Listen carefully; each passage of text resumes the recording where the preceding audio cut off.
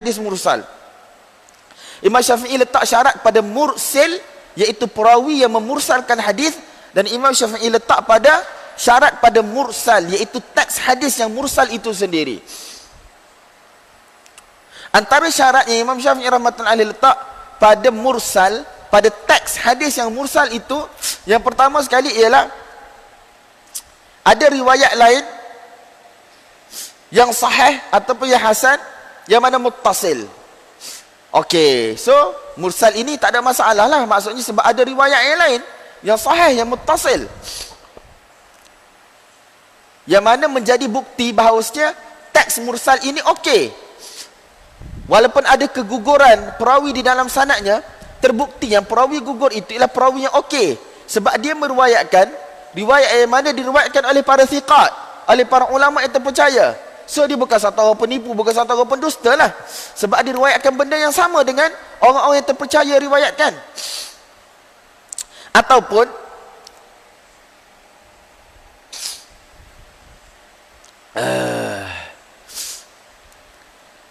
ada di sana hadis mursal yang lain daripada perawi yang lain, yang mana perawi hadis mursal yang kedua itu tidak berkongsi guru dengan perawi hadis mursal yang pertama. Sebab apa tuan-tuan? Kalau mari jalan yang kedua mursal juga. Jalan pertama kita duk bahas ni mursal dah. Mari jalan yang kedua mursal juga, kemudian kita nak kuatkan, tak boleh tuan-tuan. Imam Syafi'i kata, sebab takut-takut yang mursil yang kedua, perawi yang memursalkan hadis yang kedua ni, dia ambil daripada sumber yang sama dengan jalan yang pertama. Mungkin daripada guru yang sama, dan kalau dua-dua guru, dan guru itulah guru yang lemah. Nampak tak? Jadi Imam Syafi'i kata mursal, sebagai contoh Ibnu Musayyib, dia Madani. Dan mursal, kita tengok mursal siapa lagi? Tuan-tuan carilah di belah Basrah ke, di belah Kufah ke, yang mana secara umumnya mereka tidak berkongsi guru. Jadi bila secara umumnya tidak berkongsi guru, menunjukkan kepada mereka ambil daripada dua jalan yang berbeza. Bila dua jalan yang berbeza dan matanya mustaqim, matanya tidak ada masalah, dan mereka adalah kibarut tabi'in. Sebab Imam Syafi'i meletakkan syarat kibarut tabi'in yang memursalkan hadis. Sebab kibarut tabi'in kebanyakan guru mereka adalah para sahabat. Jadi kemungkinan untuk mereka ambil daripada perawi tabi'in juga adalah sangat lemah. Sebab kemungkinan yang sangat besar guru-guru mereka adalah daripada sahabat yang besar-besar belaka. Jadi sekarang dah ada dua jalan. Satu daripada Madinah, satu daripada Basrah, daripada Kufah. Jadi dia memberi kekuatan, nau'u quwwah, kekuatan kepada hadis yang mursal itu. Sebab agak mustahil satu teks hadis yang mana diriwayatkan daripada tempat yang berjauhan, kerana mereka sempat bertemu dan mereka berpakat untuk mereka hadis tersebut. Mustahil tuan-tuan. Satu cerita di Madinah, satu cerita di Basrah. Sebab di Basrah pun ada sahabat, di Madinah pun ada sahabat. Nampak tak tuan-tuan?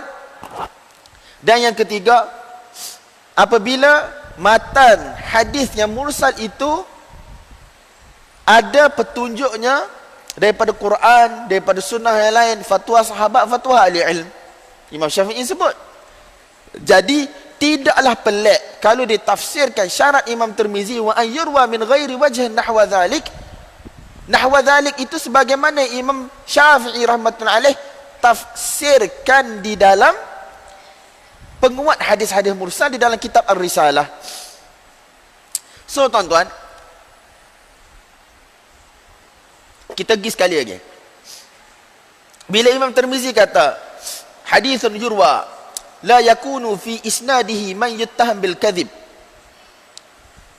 kenyataan Imam Tirmizi ni sama tak dengan kenyataan Imam Khattabi? Sama, iaitu washtuhira rijaluhu, perawinya masyhur, dikenali. Dan bila dia kata, Imam Tirmizi rahmatullahi alaih kata wala yakunu syadzan, itu bukan hadis yang syadz, bukan hadis yang salah. Sama dengan kata-kata Imam Khattabi, wa yaqbaluhu aktsarul ulama wa yasta'miluhu 'ammatul fuqaha. Sebab hadis yang syadz ulama akan tolak, tidak akan terima. Nampak tak? Bila Imam Tirmizi kata wa yurwa min ghairi wajhin, dan diriwayatkan daripada banyak jalan, dia lebih kurang sama dengan kenyataan Imam Khattabi rahmatullahi alaih, huwa ma'urifa makhrajuhu, iaitu hadis yang mana diketahui jalan keluarnya. Sebab hadis yang mana diriwayatkan lebih daripada satu jalan, hadis itu ma'ruf, masyhur, lebih kurang sama dengan kenyataan Imam Khattabi, huwa ma'urifa makhrajuh, hadis yang mana diketahui makhrajnya. Oh, jazakallah khairan, hayakallah.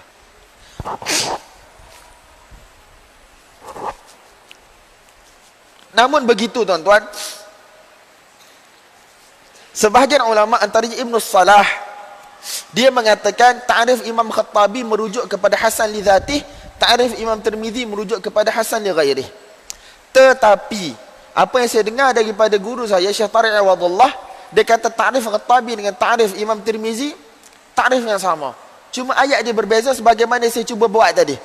Dan bila saya jumpa dengan Syekh Mujir Al-Khatib, ketika mana saya berbincang dengan dia tentang tesis dia Madarul Isnad, dia juga kata benda yang sama, ta'rif Khattabi sama dengan ta'rif Imam Tirmizi.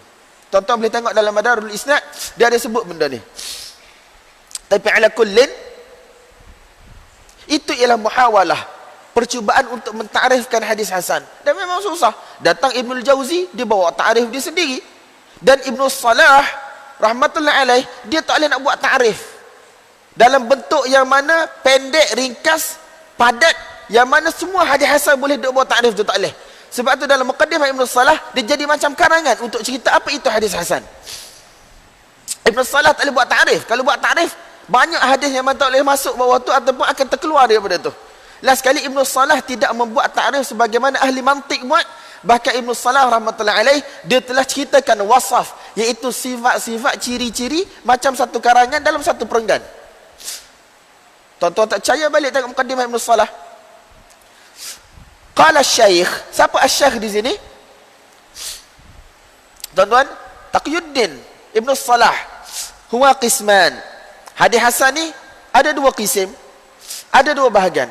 Bahagian yang pertama, ahaduhuma, bahagian yang pertama dia kata apa? La yakhlu isnaduhu min masturin lam tatahaqqaq ahliyatuh. Iaitu hadis yang mana di dalam sanadnya ada perawi yang mana mastur. Dia apa maksud mastur, tuan-tuan? Ada kelemahan. Jenis kelemahan dia apa? Dia bukan muttaham bil kadzib, dia bukan matruk, dia bukan munkarul hadis, tetapi dari sudut adalah dia ni ada masalah sikit. Hak ni adalah dari sudut ain dia, batang tubuh dia. Mastur ni satu orang perawi yang mana ada dua orang riwayatkan daripada dia, tapi dalam masa yang sama tidak ada satu gazet daripada ulama-ulama hadis menyatakan bahawasanya fulan ni thiqah, fulan ni terpercaya. Tak ada satu approval, satu cop daripada para ulama fulan ni thiqah. Cuma ada dua orang sahaja riwayat daripada dia ataupun lebih. Dan tidak ada ulama yang kata dia ni perawi yang dhaif dan seumpamanya. Tak, dia panggil mastur. Istilah mastur dan juga majhulul hal, ini antara istilah yang diperbahaskan oleh para ulama, tetapi yang zahir dua istilah yang sama maksud. Jadi dia ada nau'u jahalah, tidak dikenali sedikit sebanyak. Dua orang riwayat betul dah, cuma tak ada satu nas, tidak ada satu kenyataan yang jelas daripada mana-mana ulama yang hebat-hebat yang kata fulan thiqah. Jadi tak boleh. Sebab syarat untuk seseorang itu jadi adil ada beberapa cara. Yang pertama sekali ialah istifadatul hal, iaitu memang dikenali dia ni satu orang yang mana adil. Macam imam-imam besar, Imam Syafi'i, Abu Hanifah, Imam Malik. Kita tak perlu kepada orang datang bagi tahu Malik thiqah, Syafi'i thiqah. Tak, ma'ruf, dia panggil mustafidul hal. Nampak tak? Kemudian cara yang kedua ialah tansis a'immatil jarh wa ta'dil, iaitu imam-imam jarah ta'dil yang pakar dengan perawi ni boleh bagi tahu perawi ni thiqah, fulan ni dhaif dan seumpamanya. Ada di kalangan mereka mari bagi tahu fulan thiqah. Tetapi kalau semata-mata ada perawi ada 2-3 orang yang ambil hadis daripada dia, tapi ulama tak bagi tahu dia ni thiqah ataupun tidak, maka dia dikenali sebagai majhulul hal ataupun mastur. Nampak tak tuan-tuan? Dan fihi naw'u dha'f. Ni masih lagi ada masalah. Tidaklah kita kata dia tu seumpama perawi jelas dhaif, tidak. Tetapi tidaklah dia seumpama perawi yang mana jelas thiqah, terpercaya, tak. Fihi muskilah, ada masalah, tapi tidak besar mana. Jadi walaysa mughaffalan, dan bukanlah perawi itu perawi yang mughaffal. Apa maksud perawi yang mughaffal? Perawi yang mana la yujidu akhdhal hadis, perawi yang mana tidak belajar, dengan arti kata tidak menerima hadis ketika mana dia pergi dengar hadis daripada guru dia dengan cara yang betul. Bila disebut mughaffal, kebiasaannya melibatkan waktu dia belajar, waktu dia duduk dalam majlis guru dia. Banyak main ke, tak, dia tidur ke, ataupun dia buat benda lain ke. Sebab benda itu akan menyebabkan mungkin dia salah dengar, dan mungkin dia salah faham, dan dia salah hafal. Ulama dulu tuan-tuan, bila dia tersalah dengar, tersalah faham, tersalah hafal, benda tu lekat dalam kepala terus. Bukan macam kita 10 kali dengar tak ingat-ingat lagi, betul tak? Tapi dia orang ni, kalau dia tersalah, dia tak fokus, tapi dia dengar satu benda tu akan lekat sebagaimana dia faham macam tu, padahal benda tu salah, tapi benda tu akan lekat. So tuan-tuan, ulama di dalam kitab-kitab rijal, mereka akan kata fulan sabtul akhadh, fulan ni cara dia riwayatkan hadis daripada guru dia, Masya Allah. Dan ada sebahagian ulama yang mana dikritik disebabkan oleh kelalaian dia semasa mana dia berada di dalam majlis mendengar hadis. Sebab lalai dalam majlis tersebut akan menyebabkan salah faham, dan dia akan menyampaikan benda yang salah. Jadi selagi mana perawi tersebut bukan mughaffalan, bukan satu orang perawi yang mughaffal, kathiral khata', dan tidak banyak melakukan kesalahan dalam riwayat hadis, maksudnya dhaif yang ringan, wala zahara minhu sababun mufassiq, dan tidak ada pada batang tubuhnya perkara-perkara yang mana menyebabkan dia ini dikelaskan oleh para ulama sebagai fasik. Dan satu orang yang fasik, dia punya adalah credibility adalah tercemar, rosak, tidak akan diterima. Saya bagi tahu dah semalam kan, asbabut ta'an fil rawi wal riwayah ada 5 berkaitan dengan adalah, dan ada 5 berkaitan dengan hafalan. Yang berkaitan dengan adalah credibility, yang pertama sekali berdusta, yang kedua muttaham bil kadhib, yang ketiga fisq. 3 ni memang tak ada kompromi. 3 ni memang tak ada kompromi. Kalau je dalam sanad itu ada perawi yang sedemikian rupa, maka hadis itu akan dikira sebagai dhaif jiddan, tidak akan diterima daripada jalan tu. Nampak tak? Kemudian ada 2 lagi sebab, iaitu bid'ah, dan yang kedua ialah jahalah. Dan saya bagi tahu semalam, ada tafsil yang panjang lebar di kalangan para ulama tentang bid'ah dan juga jahalah. Kemudian 5 sebab yang berkaitan dengan hafazan. Yang pertama sekali ialah ghaflah, kasratul khata', fuhsyul ghalat, riwayat bil ma'na, dan juga waham. 5 benda. So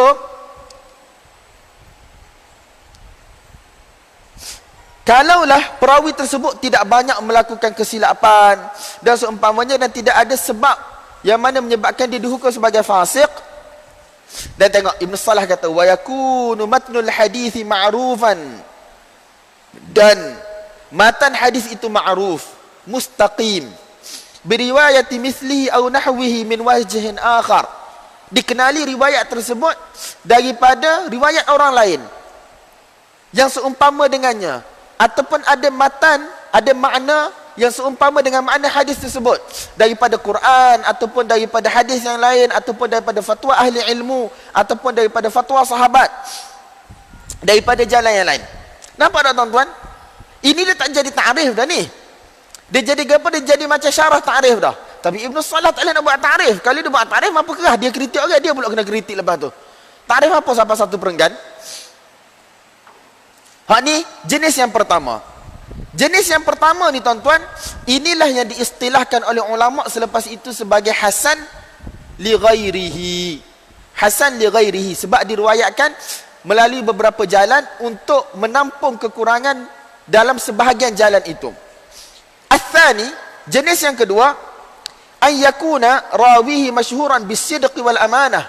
Perawinya ialah perawi yang masyhur sebagai satu orang terpercaya, amanah, walam yablugh darajat as-sahih, tetapi dia tidaklah sampai kepada perawi kelas A yang dikelaskan sebagai perawi sahih. Tapi sebagaimana saya bagi tahu tuan-tuan semalam, tak, pengelasan perawi kelas A kelas B ni muskil. Dalam Sahih Bukhari pun muskil, dalam Sahih Muslim pun muskil. Sebab itulah sebenarnya manhaj mutaqaddimin, mereka kata ataupun amalan para mutaqaddimin, ulama-ulama hadis Ibnu Khuzaimah, Ibnu Hibban, dan Imam Bukhari, Imam Muslim, ialah selagi mana riwayat itu mustaqimah, riwayat itu akan dikira sebagai makbul dan mereka akan panggil sebagai hadis sahih. Nampak tak tuan-tuan? Kita sebut banyak kali dah. Dia kata walam yablugh darajat as-sahih liqusurihi fil hifdh wal itqan wa huwa murtafi'un an hali man yu'addu tafarruduhu munkaran. Wa huwa murtafi'un an hali man yu'addu tafarruduhu munkaran. Dan keadaan perawi tersebut, dia ini lebih baik daripada perawi yang mana apabila dia bersendirian meriwayatkan hadis, hadis dia akan dihukum sebagai mungkar. Sebagaimana saya bagi tahu banyak kali pagi ni, bukan semua perawi ada kemampuan untuk menampung berat sesuatu matan secara bersendirian. Nampak tak? Kita bagi tahu semalam, begitu bagi tahu hadis naha Rasulullah sallallahu alaihi wasallam an bai'il wala wa hibatih. Abdullah bin Dinar, riwayat daripada Abdullah bin Umar. Dua orang yang masya-Allah hebat. Abdullah bin Umar sahabat, Abdullah bin Dinar tabi'i kabir. Tetapi kenapa hadis itu hanya Ibnu Umar sahaja yang ada? Kenapa daripada ramai-ramai anak murid Ibnu Umar hanya Abdullah ibnu Amr sahaja, Abdullah ibnu Dinar sahaja riwayat? Anak murid Ibnu Umar yang lain gimana? Anak dia Salim ibnu Abdullah ibnu Umar, Nafi' maula ibnu Umar. Faham mana habis? Atha ibnu Yasar dan seumpamanya, ahli-ahli Madinah yang lain duduk mana? Tiba-tiba bagi Abdullah ibnu Dinar seorang sahaja meriwayatkan. Sampaikan Syu'bah, anak murid kepada Abdullah bin Dinar, dia terpaksa minta Ibnu Dinar bersumpah bahawa dia mau dengar hadis ni daripada Ibnu Umar. Sebab bukan semua perawi ada kemampuan, ada kelayakan untuk bersendirian meriwayatkan sesetengah matan hadis. Nampak tak tuan-tuan?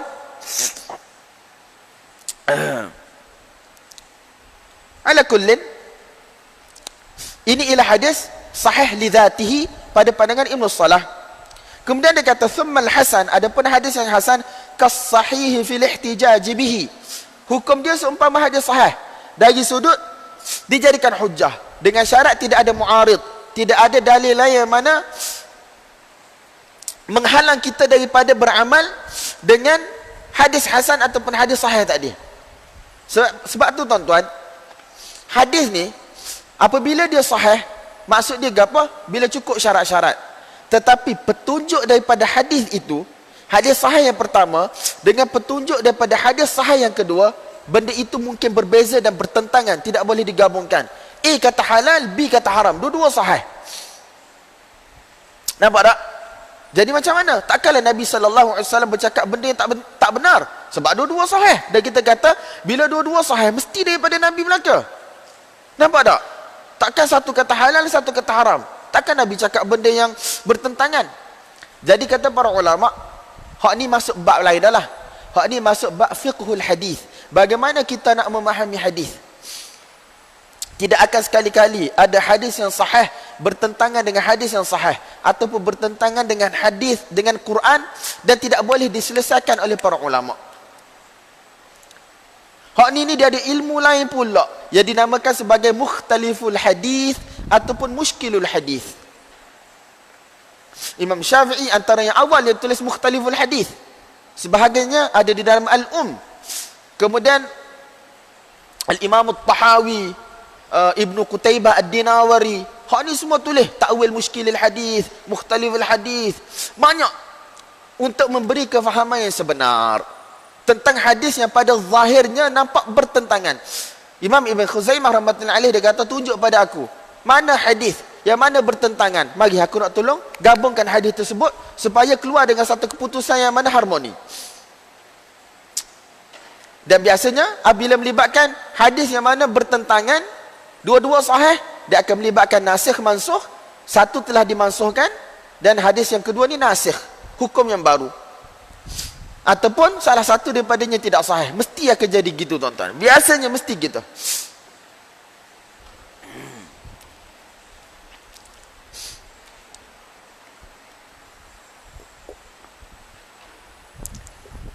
Hadis hasan dijadikan hujah. Cumanya ada khilaf pada hasan li ghairihi, pada sebahagian bab. Sebahagian ulama tidak terima dia sebagai hujah. Wallahu a'lam bissawab. Dia kata thumma al-hasanu kas-sahih fil ihtijaj bihi wa in kana dunahu bil quwwah wa li hadha adrajatuhu ta'ifatun fi naw' as-sahih wallahu a'lam. Oleh sebab demikian, kerana kedua-duanya adalah hujah, sebahagian para ulama telah letak sekali hadis sahih dengan hadis hasan di dalam kitab mereka, sebagaimana kita bagi tahu banyak kali dah. Masalah seterusnya, wa qauluhum, apabila ulama hadis kata hadisun hasanul isnad atau sahihuhu, hadis yang mana sanad dia hasan ataupun sanad dia sahih, duna qaulihim hadisun sahih ataupun hasan, tak sama dari sudut darjat. Bila dia kata hadza hadisun sahih, ini hadis yang sahih, ataupun bila ada ulama kata hadza hadithun sahihul isnad, tak sama. Sebab apa tuan-tuan? Secara umumnya bila ulama kata hadis ini hadis sahih, sanad dia sahih, matan dia sahih. Tetapi bila sebut hadis sahihul isnad, secara zahirnya sanad dia sahih, tetapi matan dia belum tentu.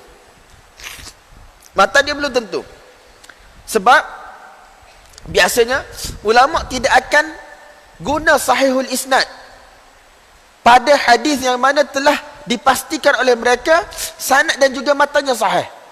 Kalau tiba-tiba dia kata hadzal hadis sahihul isnad, hak tu mesti ada sebab tu. Kalau hadis itu betul-betul sahih daripada mereka, dia akan kata hadzal hadisun sahih. Nampak tak? Li'annahu, kerana apa? Qad yasihhu au yahsunul isnad, kerana mungkin sahaja zahir sanad itu secara umum kita nampak sahih ataupun hasan, dunal matan, tetapi matan tidak sahih, li syuzudzin aw illah, kerana berlakunya kesilapan di dalam matan tersebut. Benda ni para ulama tahu tuan-tuan, dan contoh dia banyak, tapi kita tak sempat untuk bagi contoh satu-satu.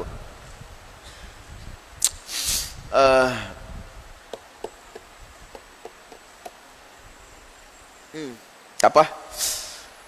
Fa ini qatasara ala dhalika hafizun mu'tamadun. Tetapi jika yang sebut hadis ini ialah hadis sahihul isnad ataupun hasanul isnad, yang sebut itulah satu orang hafiz, ulama yang hebat, mu'tamad, satu orang yang mana terpercaya, memang pakar di kalangan kawan-kawan dia pada waktu tersebut. Fa zahir, maka yang zahirnya sihhatul matni wa husnuhu, bukan setakat sanad sahaja sahih, tetapi matan dia juga sahih dan juga hasan. Nampak tak? Wa amma qaulu Tirmizi wa ghairihi, adapun kata-kata Imam Tirmizi rahmatullahi alaih dan selain daripada Tirmizi, sikit je, tapi Imam Tirmizi banyak, dia guna perkataan hadisun hasanun sahih, hadis hasan sahih. Dia gabung dua-dua. Sebagaimana kita tahu sebelum ni, hasan sahih, tapi sekarang dia gabung, dah banyak sangat dalam Sunan Tirmizi. Macam mana tuan-tuan? Fa ma'nahu ruwiya bi isnadain. Dia kata, hak ni pendapat Imam Nawawi, belum tentu betul pun. Fa ma'nahu ruwiya bi isnadain, maksudnya hadis itu diriwayatkan dengan dua sanad. Jazakallah khairan. Diriwayatkan dengan dua sanad. Satu sanad sahih, satu sanad hasan. Jadi dia sebut dua-dua, hasan sahih. Ahaduhuma yaqtadu as-sihah, satu sanad sahih, wal akharu al-hasan, dan satu sanad yang lagi hasan.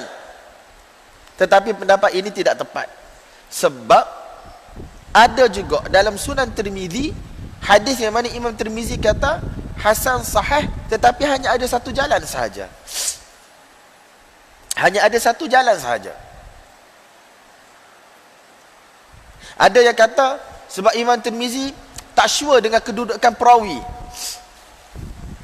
Ada kata perawi tersebut thiqah, ada kata perawi itu saduq. Biasa perawi thiqah hadis dia sahih, perawi saduq hadis dia hasan.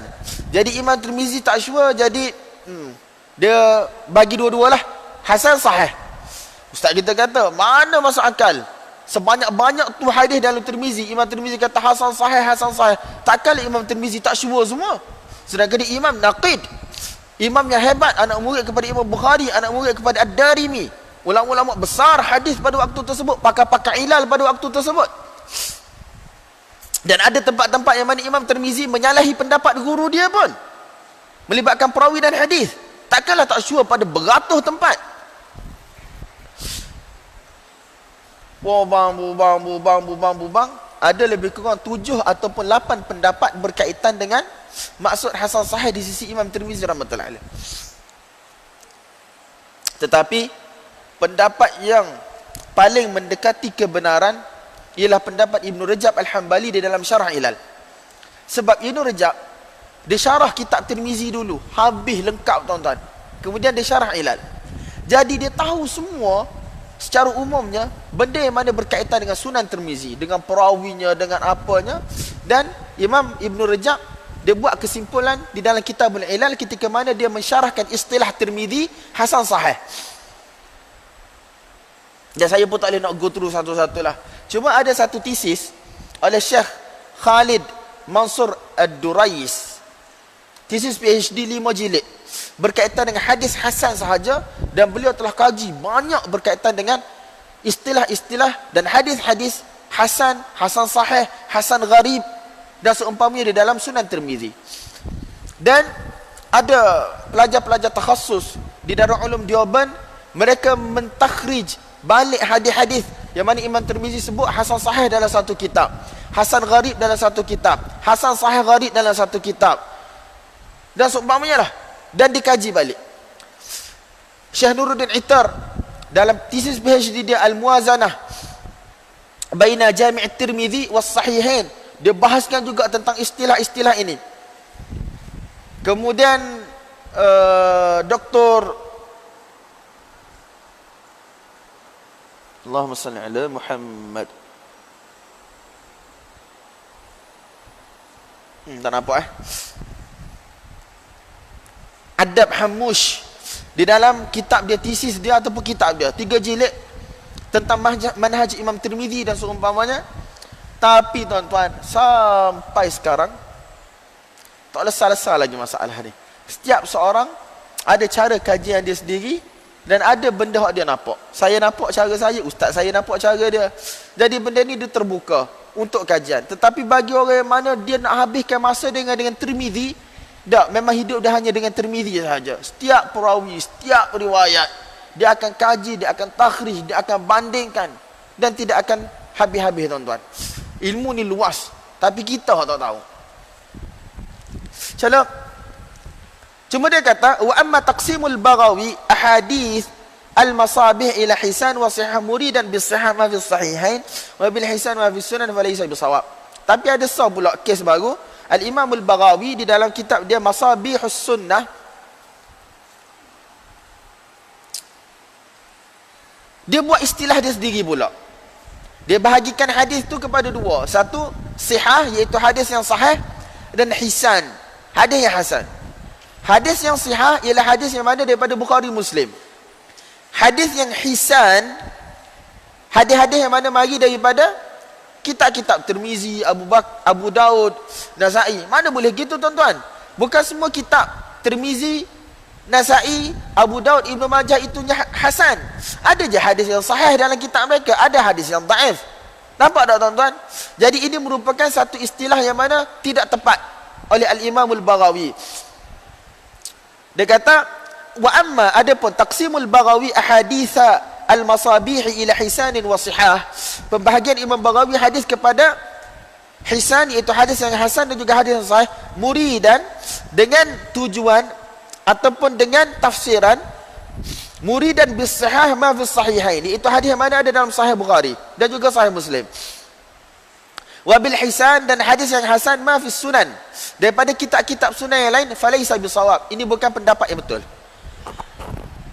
Alhamdulillah.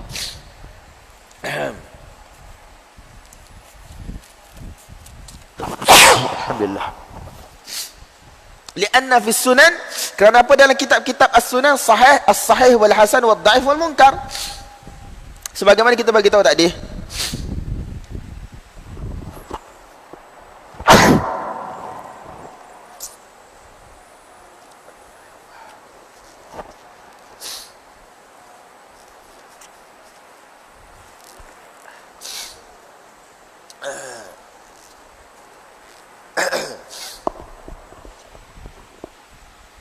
Okey, furu'.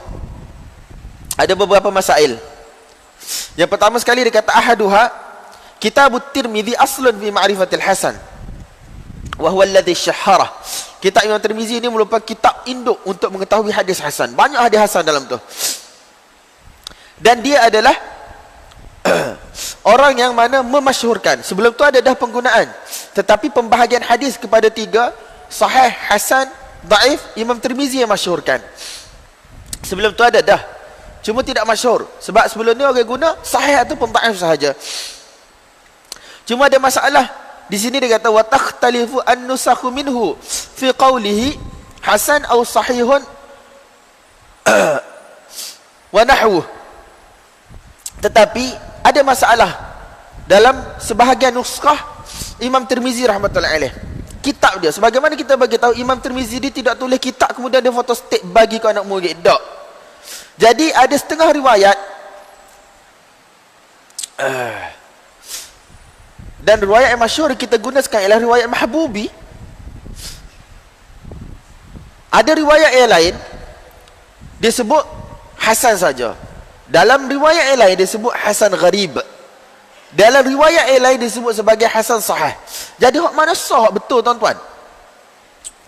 Daripada riwayat-riwayat ni. Sebab 3 perkataan ini tidak memberi hukum yang sama. Hasan tidak sama dengan hasan gharib, tidak sama dengan hasan sahih. Jadi tuan-tuan, hak ni bermasalah. Zaman dulu lagi bermasalah, apatah lagi bila sampai zaman kita. Jadi Syekh kata fayam bagi an ta'tani, maka amatlah penting untuk kamu ambil berat bi muqabalati aslika bi usulin mu'tamadah.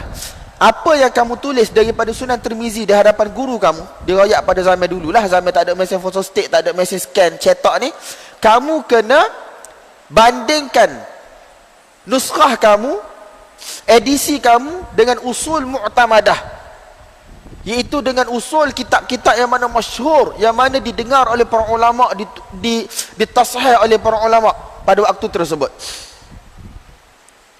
Wa ta'tamid mattafaqat alaihi, apabila berlaku perselisihan kamu pegang apa yang mana usul tersebut sepakat. Kalau sepakat usul-usul yang besar yang masyhur-masyhur tu kata hasan, kita pegang hasan lah. Walaupun dalam kitab kita kata hasan gharib, sebab kitab kita belum tentu betul. Jadi kita kena bandingkan dengan kitab yang betul. So dalam kes hari ni tuan-tuan, apa yang berlaku? Kita tidak ada akses kepada makhtutat tulisan tangan dahulu. Jadi hari ni Allah mudahkan kita, banyak muhakkik, ulama-ulama yang mana telah tahqiq Sunan Tirmizi. Ada edisi Syekh Syuaib Arnaud, ada edisi Da'as, ada edisi Dr. Bashar Awad, ada edisi Darut Ta'sil, ada edisi banyaklah. Ada edisi Syekh Ahmad Syakir, ada edisi Mubarak Furi, ada edisi India Pakistan, yang mana tuan-tuan boleh tengok. Apabila tuan-tuan tengok, mesti akan ada perbezaan hukuman terhadap satu-satu hadis. Antara yang kata hasan sahih, hasan saja, hasan gharib dan seumpamanya. Bila ada perbezaan begitu tuan-tuan, dia berhajat kepada kajian yang lebih detail dan lebih mendalam. Wallahu a'lam bissawab. Wa min midhannihi ataupun madhannihi, antara tempat banyak hadis hasan ialah Sunan Abu Dawud.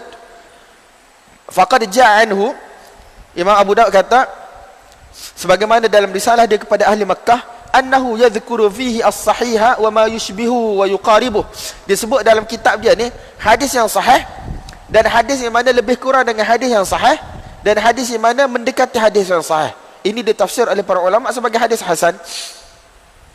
Wa ma kana fihi wahanun syadid, bukan syadidun. Dan jika ada di dalam kitab dia hadis yang mana ada kelemahan yang kuat, bayyanah, Imam Abu Daud rahmatullahi alaih dia akan terangkan. Tetapi ada juga kes sebagaimana disebut oleh Ibn Hajar di dalam An-Nukat, hadis-hadis yang mana kelemahannya kuat dan memang zahir sangat lemah, tetapi Imam Abu Daud tidak terangkan.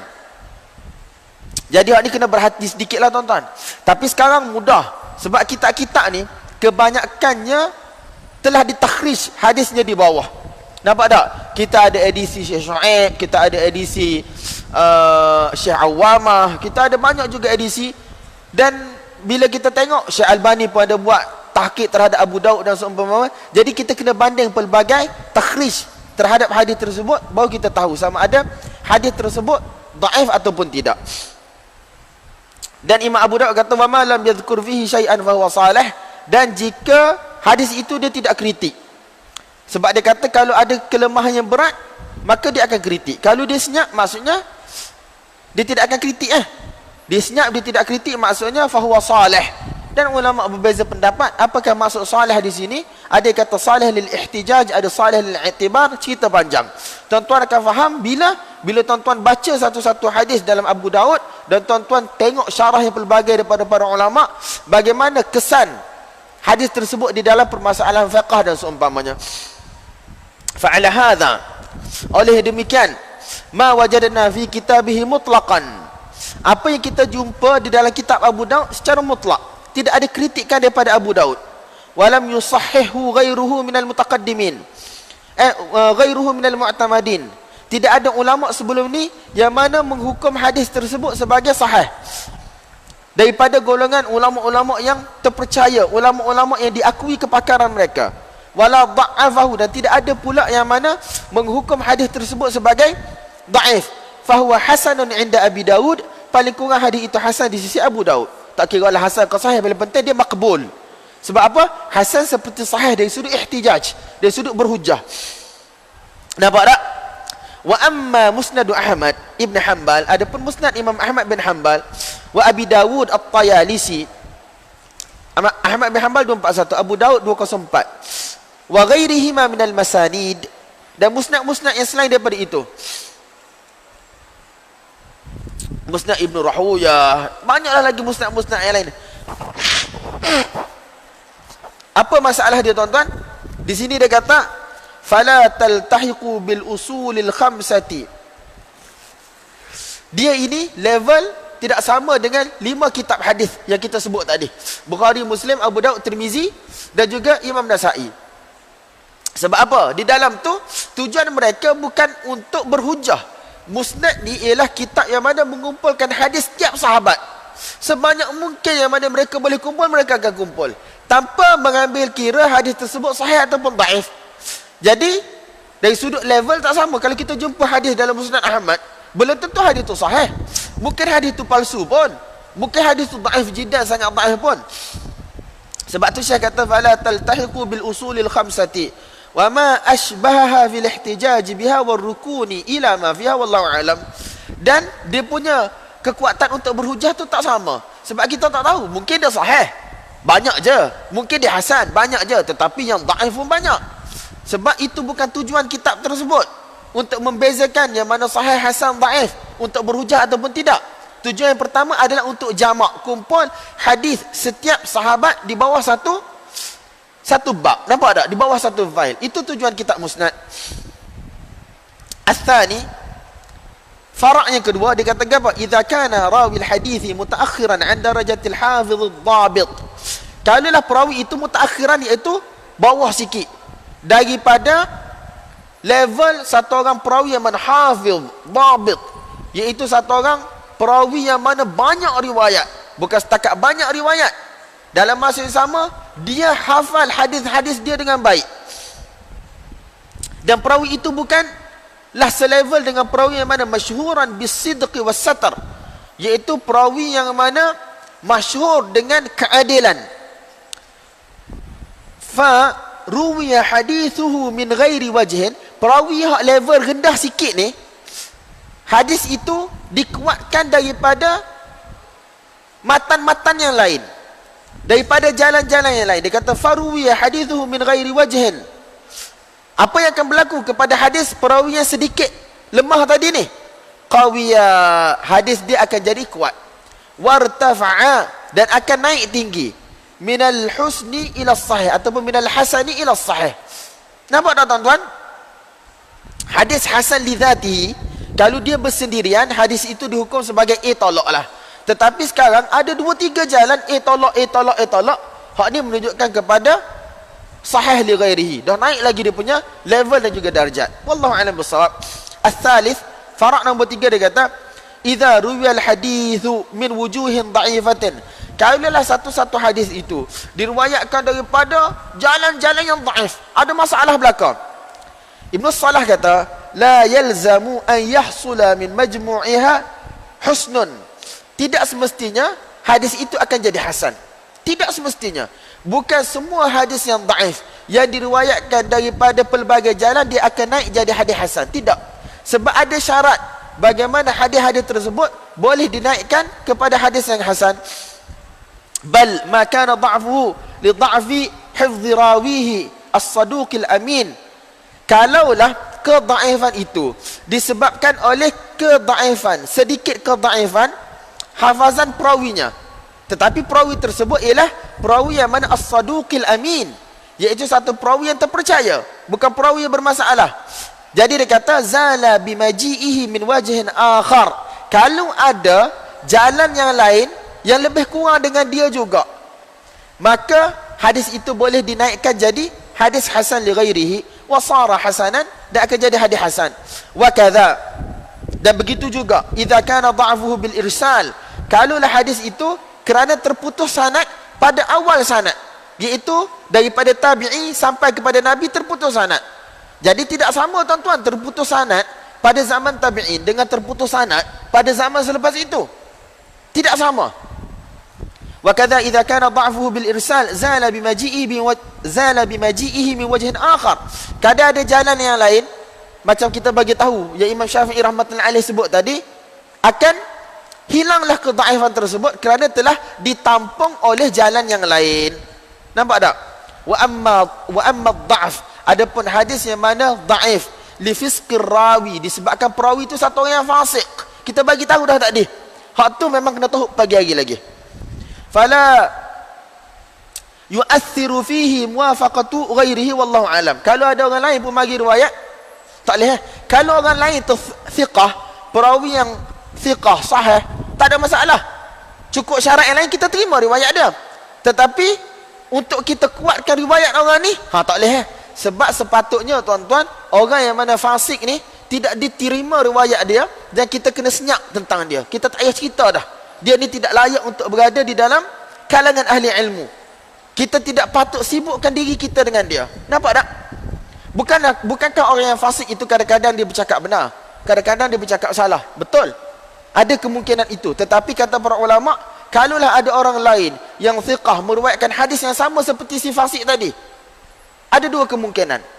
Kemungkinan yang pertama ialah si fasik tadi curi hadis. Orang tu dia panggil idda'as sama'. Dia tak dengar pun daripada guru tu, tapi dia mendakwa dia dengar daripada guru tu. Ataupun yang kedua, mungkin dia dengar betul, dan memang betul dia hafal, dan memang dia tidak menipu dalam keadaan tu. Jadi kata para ulama, apa pun keadaannya kita tahu yang tu. Kita tak perlu sibuk diri dengan dia, dan kita hanya perlu sibukkan diri kita dengan riwayat para thiqat sahaja. Nampak tak tuan-tuan? Wallahu a'lam bissawab.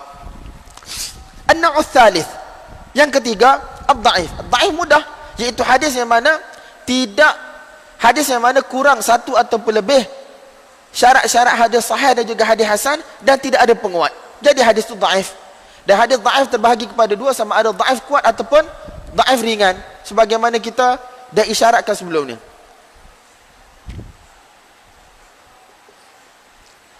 Tuan-tuan, daripada 5 syarat hadis diterima, apabila berkurangan satu syarat, dia akan melahirkan hadis yang dhaif.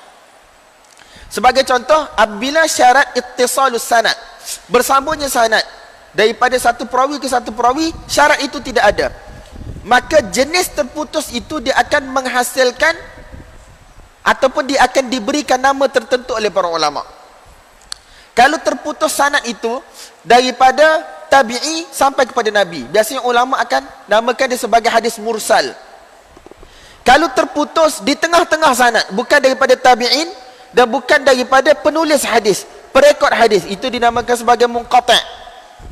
Kalau terputus satu tempat. Kalau terputus dua tempat secara berturut-turut, itu dinamakan sebagai mu'dal. Kalau terputus dua tempat yang berlainan, bukan daripada tabi'in dan bukan daripada perekod hadis, itu juga dinamakan munqati'. Hak ni dia panggil nama je, pembahagian nama. Yang paling penting sekali, benda tu terputus sanad dia jadi dhaif. Cuma dhaifnya hadis mursal tidak akan sama dengan dhaif hadis munqati'. Hadis mursal mungkin terputus satu sanad sahaja. Hadis munqati' di tengah-tengah mungkin terputus satu sanad sahaja, tetapi dia tidak akan sama dari sudut kekuatan dia ataupun dari sudut kelemahan dia. Hadis yang mana terputus dua tempat berturut-turut, yang disebut sebagai mu'dal, tidak akan sama dengan hadis yang mana terputus di satu tempat. Nampak tak tuan-tuan? Jadi ulama bagi nama yang berbeza itu untuk mengisyaratkan kepada darjat sesuatu hadis dari sudut kekuatan dan kelemahan apabila berlakunya terputus sanad. Adapun mu'allaq, sebagaimana saya kita bagi tahu pagi tadi, memang ulama sengaja putuskan.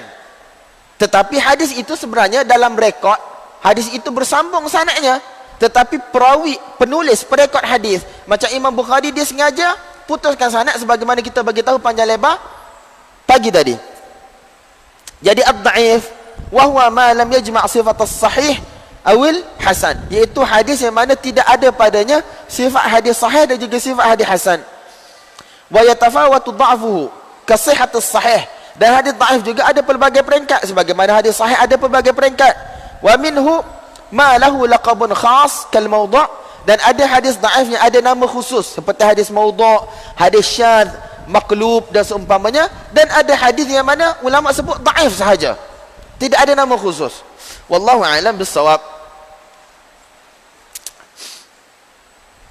Rehat mata 5 minit.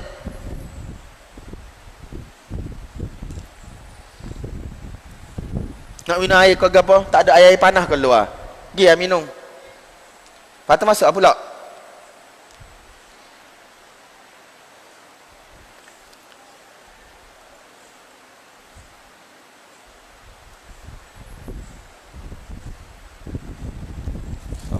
Thank you.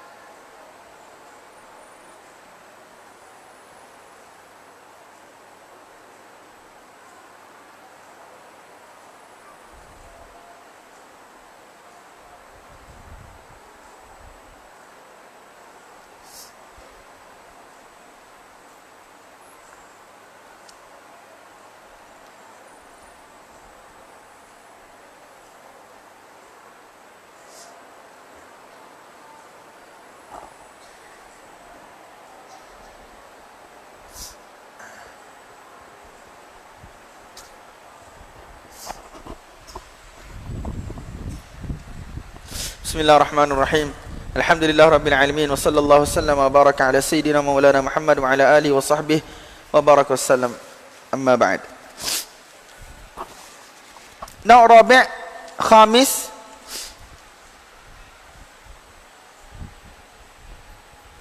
atau nama-nama hadis yang tidaklah ada masalah yang besar sangat pun. Tengok an-nau' at-tasi' tentang hadis mursal. Kita dah cerita banyak kali juga pasal hadis mursal ni. Tetapi sekarang kita cuba baca sepintas lalu tentang hadis mursal. Hadis mursal ni sebenarnya perbahasan dia tentang apa tuan-tuan? Dia ni boleh dijadikan hujah ataupun tidak. Itu core perbahasan dia. Boleh dijadikan hujah ataupun tidak. Dan memang ada mazhab yang mana mereka berhujah dengan hadis mursal. Adalah sebab-sebab dia, reason-reason dia. Tetapi mazhab Syafi'i, ahlul hadis yang datang selepas mazhab Syafi'i, mereka tidak akan berhujah dengan hadis mursal kecuali dengan syarat-syarat yang disebut oleh Imam Syafi'i. Sebab apa? Bila hadis itu terputus sanadnya tuan-tuan, maka dia dah jadi hadis dhaif. Dan kadang-kadang yang hilang di sanad tersebut bukan seorang. Terbukti kata para ulama hadis itu mursal, tetapi yang hilang di tengah tu sebanyak 6 orang. Satu orang tabi'i disebut qala Rasulullah. Yang hilang bukan seorang tuan-tuan, bukan 2 orang, 6 orang. Tabi'in, riwayat daripada tabi'in, daripada tabi'in, daripada tabi'in, daripada tabi'in. Hadis innamal a'malu binniyat daripada Yahya ibn Sa'id al-Ansari, daripada Muhammad ibn Ibrahim at-Taimi, daripada Yahya Al-Qamah ibn Waqqas al-Laythi. 3 orang ini semua tabi'in ni tuan-tuan. Tabi'in, ambil daripada tabi'in. Cuma tabi'in dia ada dia punya level dia, ada dia punya darjat dia. Lagi ni lah sekolah menengah, bukan semua satu tingkatan. Ada tingkatan 5, ada tingkatan 1. Nampak tak? Begitu juga tabi'in, dia ada tabaqat, dia ada batch-batch dia. Jadi mungkin tabi'in seperti Zuhri dan seumpamanya, Qatadah, dia tidak akan jumpa dengan para sahabat kecuali 1-2 orang je. Dan kebanyakan riwayat mereka adalah daripada tabi'in besar dan juga awsatut tabi'in, tabi'in pertengahan. Jadi satu orang tabi'in riwayat daripada Nabi, kita tak boleh nak buat assumption secara umum, alah tabi'in ni biasa ambil daripada sahabat, jadi yang hilang di tengah tu sahabat, dan sahabat semuanya adil. Tak gitu tuan-tuan. Dalam waqi' riwayat, dalam realiti kitab-kitab hadis, tabi'in ambil daripada tabi'in, ambil daripada tabi'in ni banyak wujudnya. Nampak tak? Banyak. Dan terbukti sampai ada hadis yang mursal yang ulama cek kaji sampai 6 orang di tengah tu yang hilang.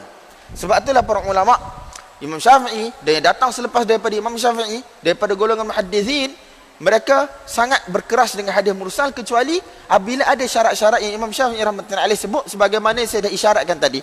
An-nau' at-tasi' al-mursal. Ittafaqa ulama at-tawaif ala anna qawl at-tabi'il kabir. Hak ni ittifaq. Kalau satu orang tabi'i kabir, bagaimana kita nak tahu tabi'i kabir, tabi'i wasat dengan tabi'i saghir? Hak ni kita kena belajar sejarah mereka lah. Bila mereka lahir, mereka belajar daripada siapa, mati bila. Hak tu baru dikelaskan. Siapa yang kabir, siapa yang wasat, siapa yang mana saghir. Kalau tuan-tuan tengok Taqribut Tahdzib oleh Al-Hafidh Ibn Hajar Al-Asqalani, perawi dibahagikan kepada 12 tabaqah. Yang pertama ialah sahabat, yang kedua mukhadram, kemudian tabi'i yang mana kebanyakan riwayat mereka adalah daripada para sahabat.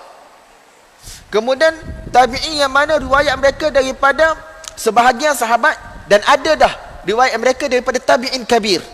Nampak tak? Hak tu dibahagikan lebih kurang kepada 12 tabaqah. Jadi tuan-tuan boleh tengoklah situ lebih kurang sebagai panduan. So dia kata ittafaqa ulama at-ta'ifi ala anna qawl at-tabi'il kabir. Apabila satu orang tabi'i kabir, seumpama Ibnu Musayyib ataupun Ibnu Musayyab ataupun Ibnu Abi Hazim dan seumpamanya, dia kata qala Rasulullah sallallahu alaihi wasallam kaza. Nabi SAW berkata sekian. Au fa'alahu, ataupun Nabi SAW buat sekian. Yusamma mursalan. Ini satu hadis yang mana dinamakan sebagai hadis mursal. Nampak tak? Hak tu ittifaq para ulama. Syarat dia apa? Tabi'i kabir. Adapun ta'rif sebahagian ulama dia kata hadis mursal ila hadis ma rafa'ahu at-tabi'i, hadis yang mana satu orang tabi'i tanpa disebut kabir ataupun wasat ataupun saghir, tabi'i tersebut kata qala Rasulullah, hak itu bukan ittifaq para ulama, bukan semua ulama setuju di atas ta'rif itu, tetapi ta'rif tabi'i kabir ni memang ulama setuju. Dia kata fa in qata'a qabla at-tabi'i wahidun aw akthar qala al-hakim wa ghayruhu min al-muhaddithin la yusamma mursalan. Jadi dia kata kalaulah sebelum tabi'i dari sudut sanad, let's say kita kata Yahya daripada Muhammad bin Ibrahim, daripada Alqamah, daripada Umar radhiyallahu anhu, daripada Nabi. Okey, kita buat contoh Alqamah terus daripada Nabi. Itu dinamakan sebagai mursal, betul tak? Tetapi kalau sebelum Alqamah ada satu orang, ada satu tempat yang terputus ataupun lebih, apa yang dinamakan? Hadis itu dipanggil sebagai hadis apa? Qala al-Hakim wa ghayruhu min al-muhaddithin, Imam Hakim dalam Ma'rifat Ulum al-Hadis dan ulama-ulama yang kata la yusamma mursalan. Dia kata ini tidak dinamakan sebagai hadis mursal. Mursal ni mesti kena tabi'i riwayat Nabi sallallahu alaihi wasallam buat ataupun cakap ataupun lakukan sesuatu benda. Kalau mari satu orang ulama, let's say daripada zaman Imam Malik, Imam Malik bukan tabi'in, dia atba'ut tabi'in, dia kata qala Rasulullah, itu tidak dinamakan mursal. Nampak tak? Ini pada Imam Hakim istilah tuan-tuan. Tapi yang paling penting hadis itu terputus, hukumnya tetap akan sama, cuma nak bagi nama apa, itu je. La yusamma mursalan bal yakhtassul mursal bittabi'i anin Nabi sallallahu alaihi wasallam. Tabi'i ni daripada Nabi sallallahu alaihi wasallam baru dinamakan hadis mursal. Kalau berlaku terputus sanad di tengah ataupun di awal sanad, itu tidak dinamakan sebagai apa tuan-tuan? Tidak dinamakan sebagai mursal, bahkan dinamakan sebagai munqati' ataupun dinamakan sebagai muallaq kalau daripada perekod hadis, sebagaimana kita bagi tahu tadi. Fa in saqata qablahu wahid fa huwa munqati'. Kalau terputus di tengah satu dinamakan sebagai munqati'. Wa in kana akthar fa mu'dhal wa munqati'. Kalau terputus itu dua, kalau berturut-turut dinamakan sebagai mu'dhal. Kalau terputus dua di tempat yang berlainan, bukan di tabi'i dan bukan juga di perekod hadis, itu dinamakan munqati' sahaja. Wal masyhuru fil fiqh wal usul anna al kull mursal. Hak ni istilah, tak payah cara tuan-tuan, dia tidak terlibat dengan kritik hadis pun. Hak ni pemberian nama. Wa bi qata' al-khatib. Wa hadha, tengok Imam Nawawi kata wa hadha ikhtilaful istilah wal ibarah. Ini merupakan perbezaan dari sudut istilah dan juga ibarat, statement. Tetapi dia punya hukum tetap sama, iaitu berlaku keputusan dalam hadis terputus, dan itu akan menyebabkan kedhaifan dalam riwayat. Nampak tak tuan-tuan? Wa amma qaulu Zuhri wa ghairihi min sigharit tabi'in. Adapun apabila Imam Zuhri daripada tabi'in yang kecil, Zuhri 124 hijrah tuan-tuan, kebanyakan riwayat dia adalah daripada kibarut tabi'in ataupun awasitut tabi'in. Bukan, kebanyakan riwayat dia adalah daripada awasitut tabi'in, tabi'i wasat, dan jumpa sebahagian satu orang dua sahaja sahabat ataupun sedikit sahaja daripada kibarut tabi'in. Zuhri 124, Qatadah 118. Ni tabi'in kecil. Dia kata qala an-nabiy sallallahu alaihi wasallam fal masyhur, pendapat yang masyhur inda man khassahu bit tabi'i annahu mursal kal kabir. Bagi ulama yang mana tidak meletak syarat tabi'i kabir ataupun saghir, hadis Zuhri itu dinamakan sebagai mursal juga. Istilah, tapi putus tetap terputus. Wa qila laisa bi mursal bal munqati', tapi ada kata ini bukan hadis mursalan, kita namakan sebagai munqati'. Ada yang panggil mu'dhal, whatever lah you bagi nama, tapi yang paling penting kita kena tahu berlaku terputus anak dan berapa orang terputus. Biasanya kalau daripada Zuhri sebut qala Rasulullah, paling kurang tuan-tuan biasanya akan ada dua orang. Biasanya akan ada dua orang. Paling kurang. Sebab Az-Zuhri dia sempat bertemu dengan sahabat Nabi sallallahu alaihi wasallam, tetapi hanya sedikit sahaja. Tak silap saya dia sempat bertemu dengan Anas dan juga Ibnu Umar radhiyallahu ta'ala anhuma. Kalaulah Az-Zuhri dia sempat bertemu dengan Anas dan juga Abdullah bin Umar, bodohlah dia kalau dia tak sebut nama sahabat dalam riwayat dia. Sebab apa? Itu merupakan fakhar. Itu merupakan kelebihan untuk diri dia sebab dia sempat jumpa sahabat. Dahlah dia jumpa seorang dua sahabat, belajar daripada seorang dua sahabat, tiba-tiba dia nak riwayatkan secara mursal. Mestilah orang kata bodoh. Sebab tu Ats-Tsauri dia kata, kalaulah dia ambil daripada orang yang terpercaya, la sahabih, nescaya dia akan bertempik, dia akan beritahu, qala haddatsani fulan. Sebagaimana kita hari ni, budak-budak kecil, dak bila kita dengar syekh sekian datang, kita sempat datang dalam majlis syekh tu, kita ambil gambar, kita selfie, kita apa wifi lah apa tu, kita letak dalam Facebook, nak tunjuk kita sempat jumpa. Takkanlah satu orang seumpama Az-Zuhri, Qatadah, yang sempat jumpa dengan satu orang, dua sahaja sahabat, itu pun tidak lama, dia nak sembunyikan nama sahabat. Mesti ada masalah. Sebab tu dikatakan Az-Zuhri biasanya bila disebut qala Rasulullah, paling kurang dua orang akan hilang dalam sanad. Nampak tak tuan-tuan?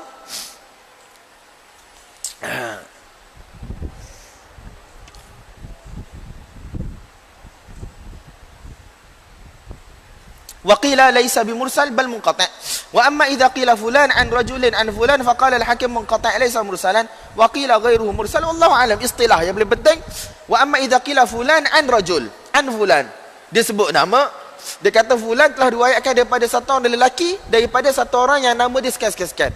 Jadi hadis itu dinamakan apa tuan-tuan? Ada yang namakan munqati', ada namakan sebagai mursal. Tapi yang paling penting, benda tu terputus. Sebab apa terputus? Walaupun dia kata an rajul, daripada satu orang lelaki, kerana lelaki itu tidak diberitahu siapa namanya, siapa ayahnya, bila lahirnya, bila matinya, daripada mana dia. Jadi wujudnya seumpama tidak wujud di sisi muhaddisin. Sebab muhaddisin dia kena cek satu-satu. Mesti seseorang perawi itu diketahui batang tubuhnya, keadilannya, mutu hafazannya, barulah boleh diterima riwayat. Nampak tak?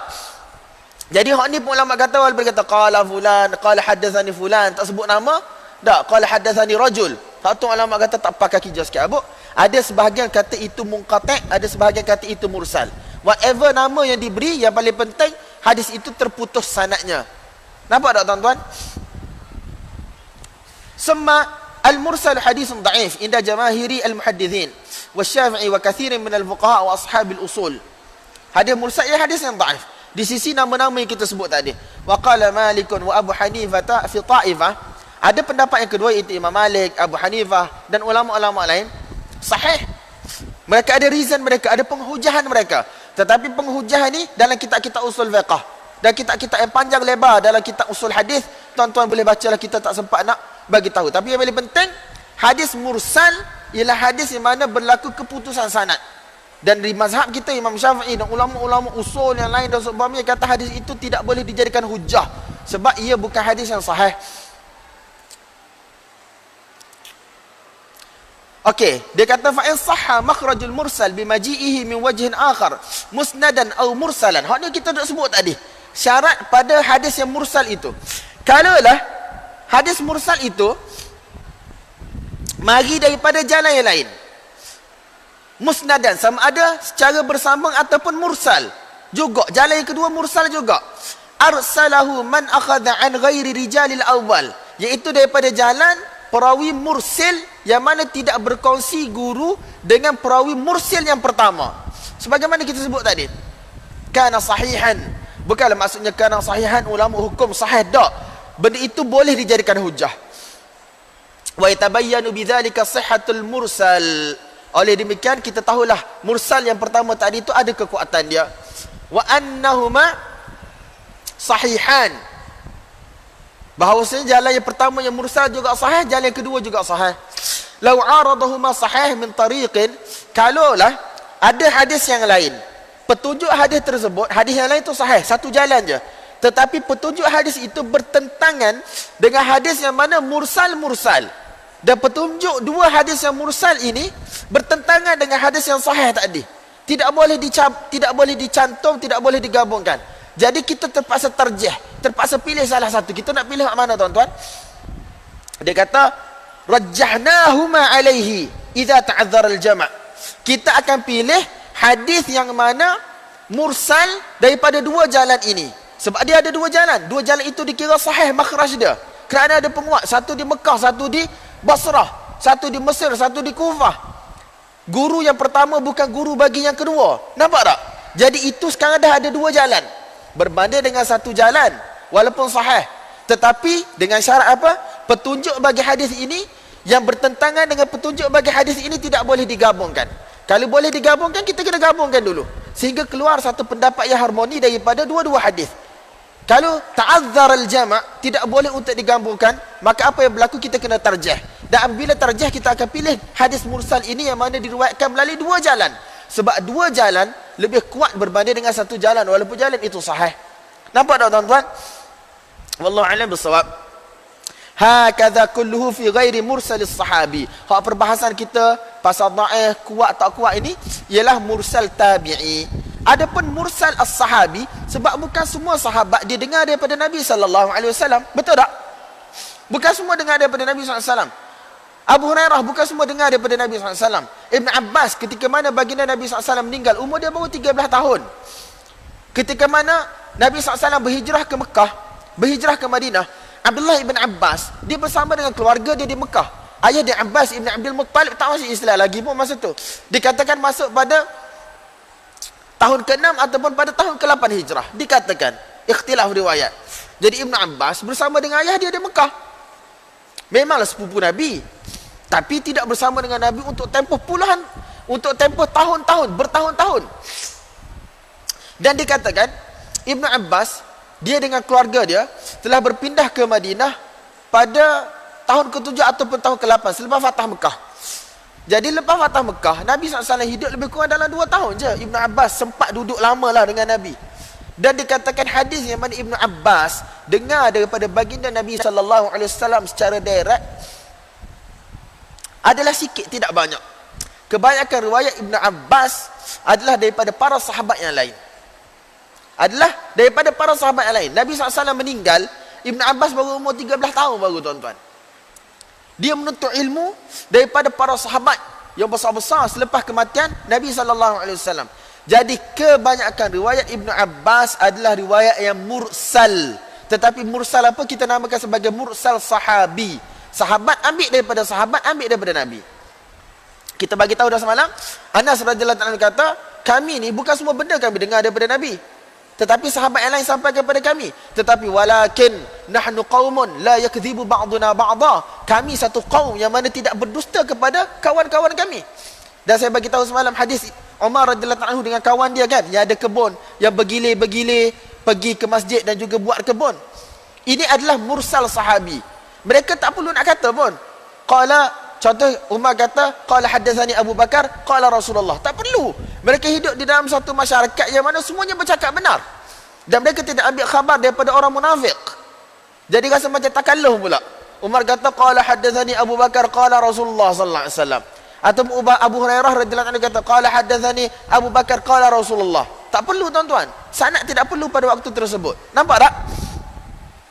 Adapun mursal sahabi, dia kata amma mursaluhu ay mursalus sahabi fa mahkumun bi sihhatihi 'ala al-madhhab as-sahih. Ia dikira sebagai sahih berdasarkan pendapat kebanyakan para ulama. Ada juga pendapat sikit benar dan pendapat ini tidak dipakai oleh para ulama. Wa qila ka mursal ghairihi, seumpama dengan mursal orang lain juga dhaif. Na'udzubillah, illa an tatabayyan ar-riwayat an sahabiyyin wallahu a'lam. Habislah. Okey, munqati' kita royak banyak kali dah. Mu'dhal kita royak banyak kali dah. Kemudian an-naw' ats-tsani 'ashar, muka surat 6. Habis dah kau waktu? Okey.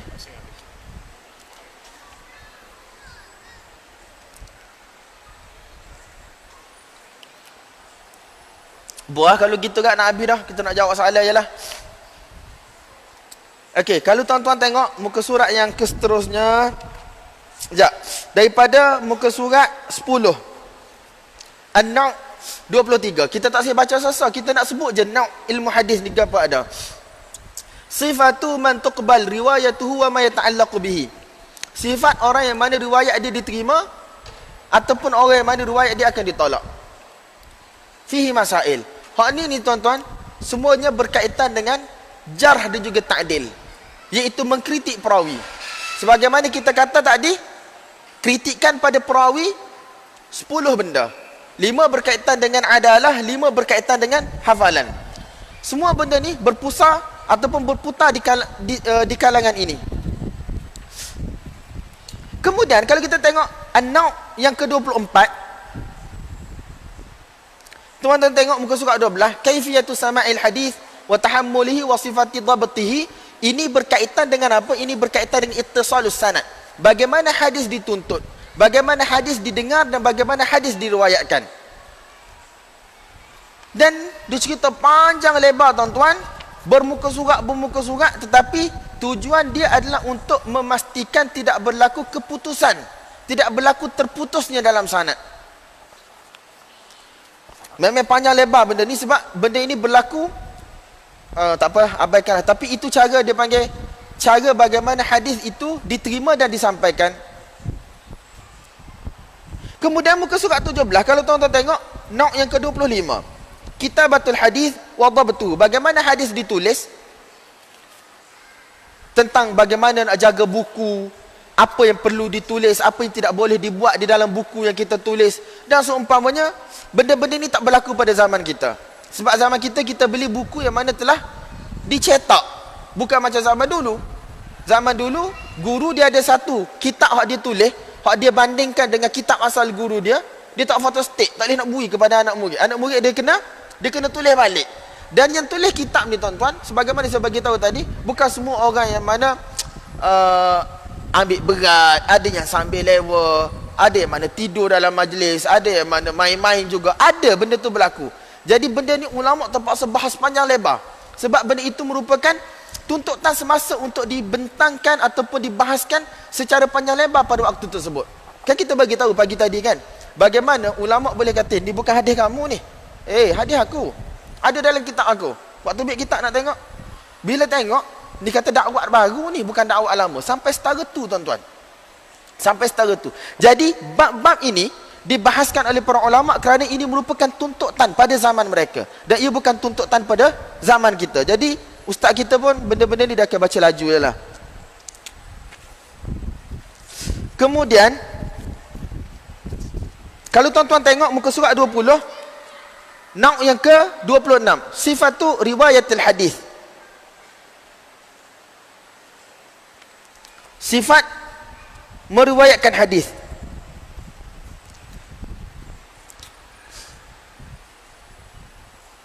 Apabila seseorang itu ingin meriwayatkan hadis, apa yang perlu dia buat? Jadi benda ini dibahaskan, dan benda ini tidak berlaku pada zaman kita lah. Sebab zaman kita main hentam kromo semua. Kitab kita ngaji, kita tak ngaji, kita main hentam kromo ya, ngajar ataupun baca. Muka surat 23, tuan-tuan tengok ma'rifatu adabil muhaddis, sifat yang perlu ada pada satu orang muhaddis, dari sudut akhlaknya, dari sudut pakaiannya, dari sudut, adalah benda-benda yang disebut. Dan ada kitab khusus berkaitan dengan ini yang ditulis oleh Al-Khatib Al-Baghdadi, sebagai contoh Al-Jami' Al-Akhlaqir Rawi wa Adabis Sami', 2 jilid. Kemudian muka surat 24 dia kata ma'rifatu adabi talibil hadis, bagaimana kita nak tahu adab yang perlu ada pada pelajar hadis dan penuntut hadis. Kemudian ma'rifatul isnad al-ali wan nazil, muka surat 26 kita bagi contoh dah tadi ketika mana kita bahas mustakhraj. Apa maksud sanad ali, sanad nazil, betul tak? Kemudian masyhur aziz gharib tu tuan-tuan selalu dengar. Musalsal, sebagaimana tuan-tuan tahu, nasikhul hadis wa mansukhu kita pernah sebut beberapa kali, iaitu hadis yang mana sama-sama sahih tetapi satu tempoh waktu hukum itu diamalkan kemudian di abrogate, dimansuhkan. Dan ini ada bab dia yang khusus, ada kitab-kitab dia yang khusus, perbahasan panjang lebar. Dan masa kita ngaji PhD pun ada subjek khusus untuk nasikhul hadis wa mansukhu sahaja. Dan banyaklah lagi tuan-tuan. Belakang tu tuan-tuan akan jumpa berkaitan dengan siapa itu sahabat, siapa itu tabi'in, sebagaimana muka surat 29 dengan muka surat 30. Kemudian jenis-jenis riwayat, hak ni mutaakhirin banyak ambil berat ni, riwayatul akabir anil asagir, mudabbash dan seumpamanya. Dia tidaklah memainkan peranan yang begitu besar. Tetapi semua benda ni tuan-tuan, kita akan jumpa di dalam kritik riwayat. Daripada kritik riwayat tersebut, bila ulama sampai kepada satu-satu kesimpulan hadis, barulah ulama akan kata hadis ini sahih ataupun hadis ini hasan, hadis ini dhaif. Kalau dhaif, ada yang bagi nama khusus, ada yang tak bagi nama khusus. Nampak tak? Tetapi untuk sampai kepada kesimpulan, dia berhajat kepada semua ilmu-ilmu yang saya kata daripada nok yang 20 lebih tadi sampai ke belakang. Terutama melibatkan jarh ta'dil, tarikh para perawi dan seumpamanya. Saya rasa cukup setakat tu dulu untuk kali ni, walaupun kita tidak akan mampu untuk habiskan dalam masa 2 hari. Sebab Ustaz Amirul boleh tanya saya, bolehkah kita habiskan dalam masa 2 hari? Kata tak boleh. Tetapi sekurang-kurangnya kita cuba untuk baca perkara-perkara yang penting, terutamanya sahih, hasan dan juga dhaif. Sebab di situ merupakan orang kata core perbahasan ilmu hadis. Bagaimana ulama rahmatullahi alaihim mereka berinteraksi dengan riwayat-riwayat sehingga mereka boleh kata ini sahih, ini dhaif, ini hasan. Dan ilmu ini tuan-tuan tidak akan difahami dalam masa 1 hari. Tidak akan boleh diingat dalam masa 1 hari. Ilmu ini dia berhajat kepada masa yang panjang, kesungguhan dan seumpamanya. Semoga Allah Subhanahu Wa Taala bagi taufik kepada saya dan tuan-tuan untuk terus belajar, dan semoga Allah Subhanahu Wa Taala guna kita untuk agama dia, insya-Allah. Ada beberapa soalan. Saya jawab 2 soalan ni dulu, 2-3 soalan ni dulu. Lepas tu saya akan jawab soalan yang saya janjikan tadi. Benarkah hadis menggerak-gerakkan jari ketika tasyahud adalah syadz? Dan bagaimanakah posisi jari yang tepat ketika tasyahud menurut sunnah? Saya buat gini je dan tidak gerakkan jari, dan hadis itu syadz di sisi ramai ulama. Adakah kita boleh beramal dengan riwayat minum air kencing untuk berubat, dan bagaimanakah cara? Nah, ni kena tanya doktor-doktor dia. Dia ada cara dia, dan hadis itu sahih.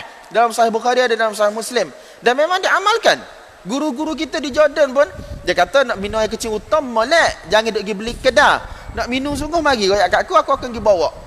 Dan memang ada benda-benda orang yang kena kanser dan seumpamanya sihat sembuh. Benda ni atas yakin ngadak je. Nampak tak? Wallahu alam. Mengapa riwayat-riwayat sirah longgar berbanding riwayat-riwayat dalam hadis? Apa maksud longgar? Mengapa riwayat sirah longgar berbanding riwayat-riwayat dalam hadis? Ada sakit ya? Kenapa longgar? Longgar sebab orang tahu benda itu berlaku di hadapan ramai orang. Dan bila tidak ada orang ingkar benda tu, itu menunjukkan benda tu betul. Faham tak tuan-tuan? Hak pergi perang Badar 313. Betul tak? Hak pergi perang Uhud ramai. Sahabat-sahabat pergi perang ramai. Dan benda bersifat perang ni tuan-tuan, cerita-cerita dia akan disampaikan kepada generasi demi generasi. Ubay bin Ka'ab ketika mana dia dipulau oleh Nabi SAW sebab dia tak pergi perang Tabuk, kan? Dengan sahabat dia 3 orang semuanya 50 hari kena pulau. Cerita tu dia sampaikan pada anak dia Ubay bin Ka'ab ke? Bukan Ubay bin Ka'ab.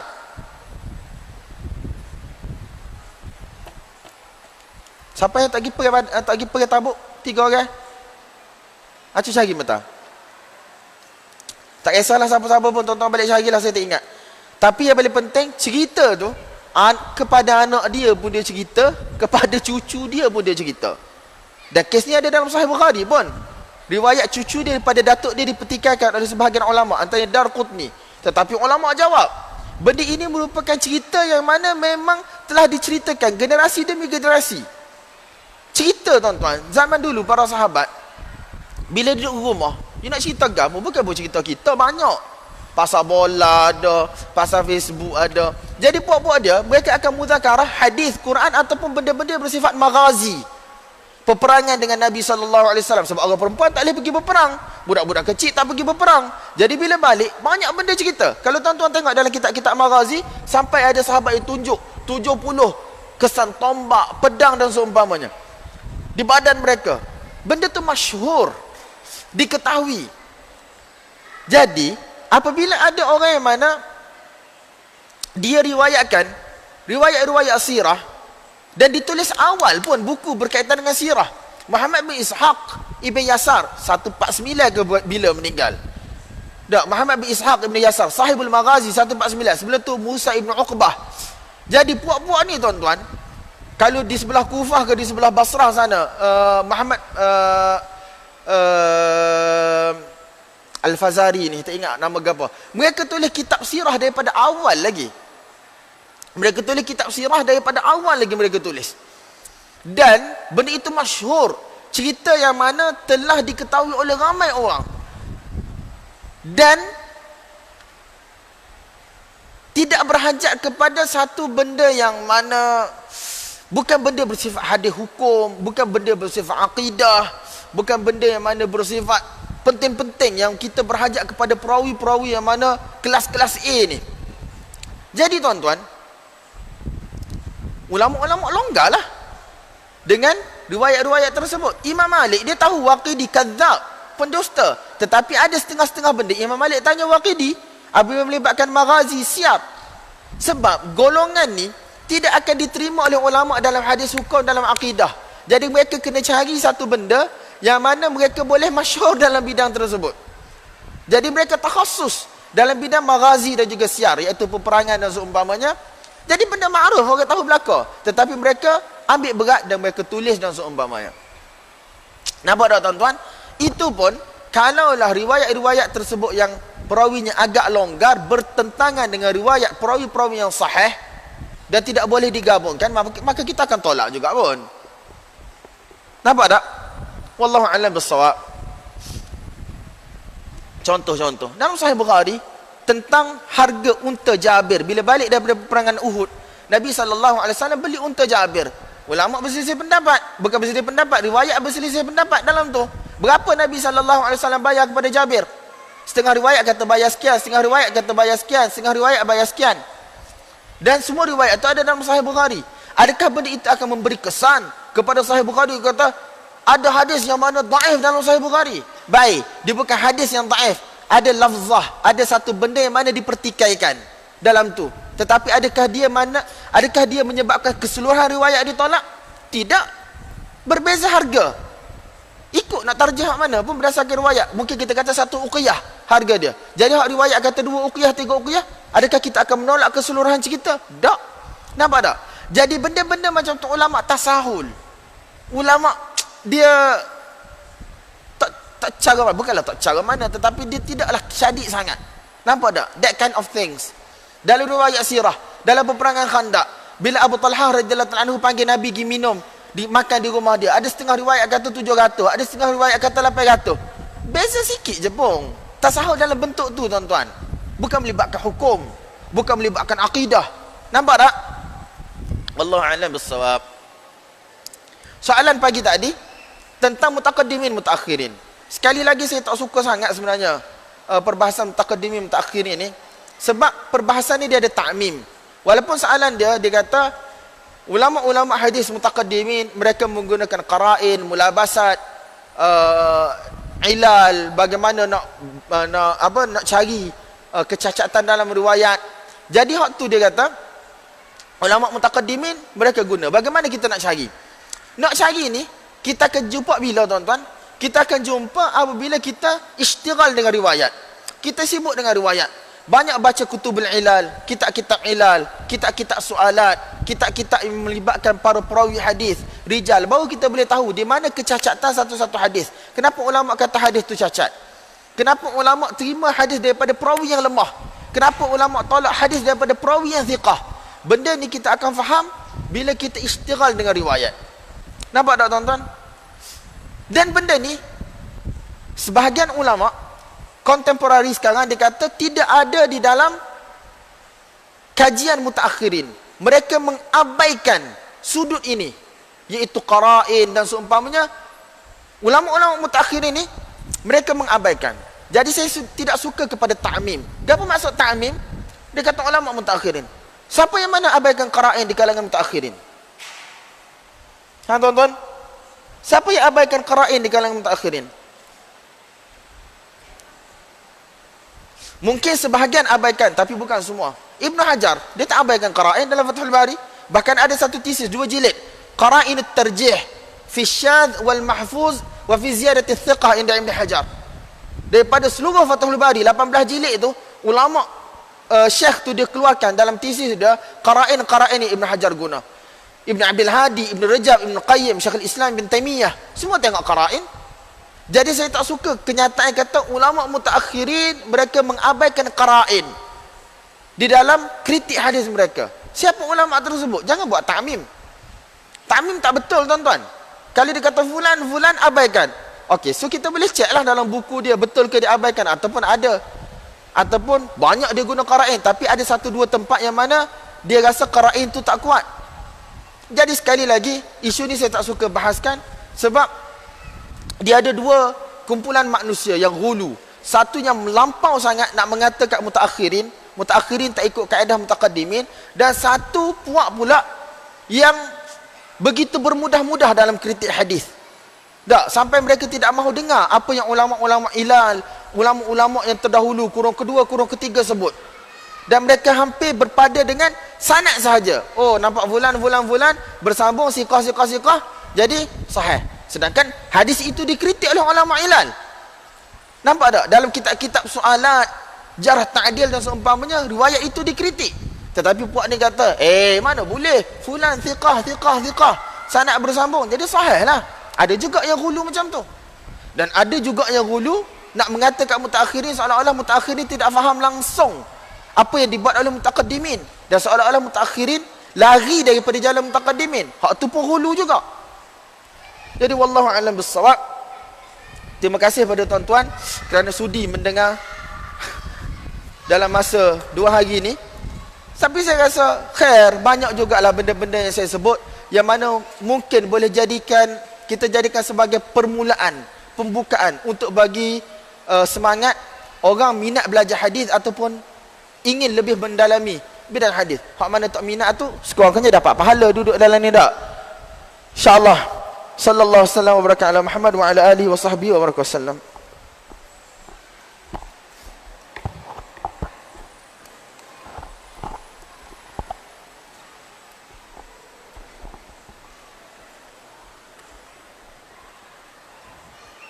Bismillahirrahmanirrahim. Allahumma inna nastaudi'uka ma 'allamtani farduhu ilayya wa qad hajata ilayhi fala tunsini ya rabbal alamin.